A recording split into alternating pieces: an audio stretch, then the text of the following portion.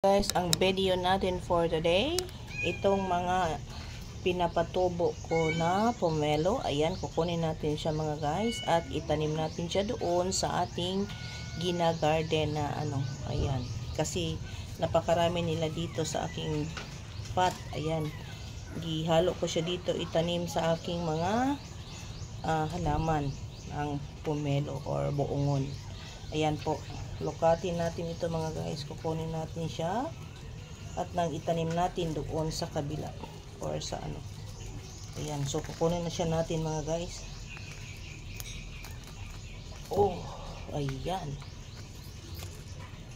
so ayun, dito tayo.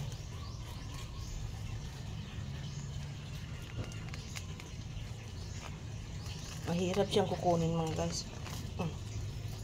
Ayan, mabuhi na siya kaya na ay man siya ugat. So kukunin na natin siya mga guys dito.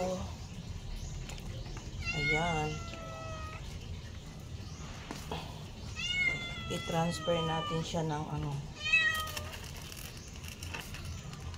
yeah, nahihirapan po talaga ako guys, kunin siya dito sa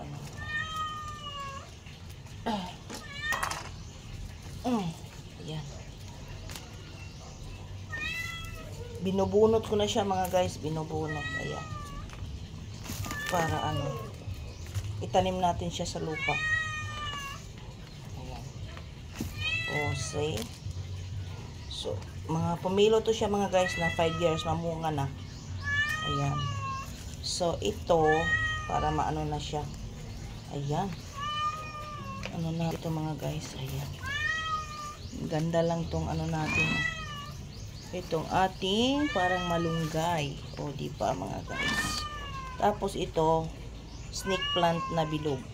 So thank you for watching mga guys, yun lamang po, bye bye and God bless. Itanim ko na to doon sa garden. Bye bye.